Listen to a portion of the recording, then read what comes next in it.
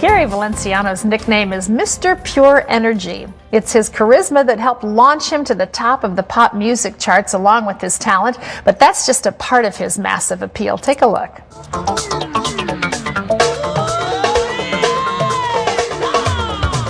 He performs before sold-out crowds around the world. He's won over 24 music awards, and he's been a spokesman for Coca-Cola, Sony, Colgate, and Toyota. He even has a microphone named after him. He's pop star Gary Valenciano. But Gary V, as he's called, is more than a talented award-winning musician. He's a man who loves Jesus Christ and lives to spread the life-changing message of the gospel throughout the world. We are always excited when he comes back. Please welcome back to the 700 Club award-winning singer Gary Valenciano. Terry, it's wonderful to have you It's here. always good to be here. Boy, you've been in the business for over 20 years, successful in almost everything that you do. I can always wait for your new works that come out because your packaging is so awesome. I mean, it's just great. This is called Rebirth. Your new release. Yeah. Tell me about that. Well, it's a hope of mine to, with so much that's happening in the world today, it's an effort of mine to kind of revive or bring back to life dreams that were once thought, dead, or hopes that were once buried. This is like, hopefully, it will bring some sort of rebirth to all of this in people's lives from all over the world. How much of your music do you write yourself? I write quite a lot of music. This one, though, I wanted to focus on songs that inspired me. So there are some remakes here, a song like Mary Did You Know, or Only Hope. I have some originals also part of this. I even have a song called Shout for Joy that my son and I kind of worked on. My son kind of reproduced it for me. That's awesome. When you do write, what's your inspiration? What touches you? Many times it's people, Terry. When I see faces of people, when I'm out on stage, and there's sometimes you can look at someone and just that look says more than what words can say, and you don't have to know exactly the details of what they're going through, but it's good to touch people that way.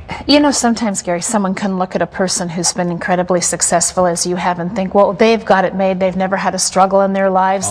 But God always allows us to touch other people by the hurts we've had in our own life. When you were 14, you were diagnosed with juvenile diabetes, and that's not only a serious issue, but it's been an issue over the years for you. How has that touched and shaped your life? It is written that it is in our weakness that God's power is made perfect. And I have met death face to face many times. The last time was in 2005, where I was in a show, and because I was jet lagging, I had taken some insulin. Instead of eating, I fell asleep. And my wife woke up at 3 a.m. to see me convulsing and then going stiff, and she thought I was practically dead. And I saw myself down in the lobby of the hotel, and 911, all of these paramedics came, and that was the closest I came for me to meeting death face to face. And at that point, I realized that I needed to go into the insulin pump that I'm on now. And God provided a way, because it's not a perfect science, but it's as close to it as it can get. I was 14 years old. The doctor said that 30 years after first diagnosis, that's supposed to be the average lifespan of any type 1 juvenile diabetic. I'm 30 years old as a diabetic, and there are no complications. Isn't that wonderful? No, it's beyond wonderful. I think it's really miraculous. Really. Yes, Yeah, that's why I'm bold when I come out on stage and I speak about this, because people need to know that God is the same yesterday, today, and forevermore, and He's still very much alive today as He was when He walked the earth and created and called Lazarus from the dead. And that's the Jesus Christ that we speak about on a daily basis, and we try and live out in our lives. And He's very much using you today in many different ways. I have been to the Philippines, and I know that you have a wonderful Christian community there throughout the country. Also, a strong Muslim population.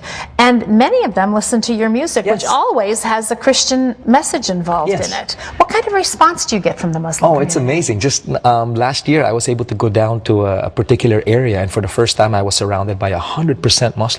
Wow. And they reached out to me. I reached out to them. I sang a few songs. There was no sound system. We just used the bullhorn, and I just sang my songs in a cappella. Wow, you are good. But to reach out to them, and you get to realize they're people too, and God loves them just as much as He loves me or you or And anybody. they're just as hungry as we are. Oh yes, they to are. know truth. Beautiful people. And I was able to spend time with them, talk to them, and make them know that someday I'm going back there, with electricity or not. I'm going back there. How do you want people to view your career when they look at what you've done and what you're doing? Oh, wow. And there's a lot of things that I want to share with people about my life, not just on stage, but off stage. And I know that there are many others who are probably far more worthy of receiving what I've received. But I want people to know that God, you just have to make yourself available for His use. And He will take you to places you never even dreamed of. Because, Terry, none of this was ever planned. Right. None of it. But I made myself available, and now I'm on tour.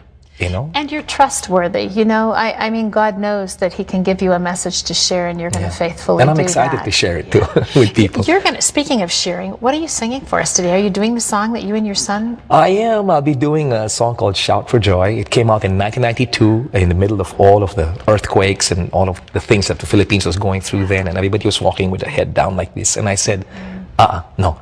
Gotta put something to encourage people, to make them realize that there always is a reason to shout for joy. Boy, this is a timely moment to sing that song as we watch the story in China today, as we look at what people are going through in Myanmar and here in the United States with so many tornadoes that have caused tragedy and struck so powerfully.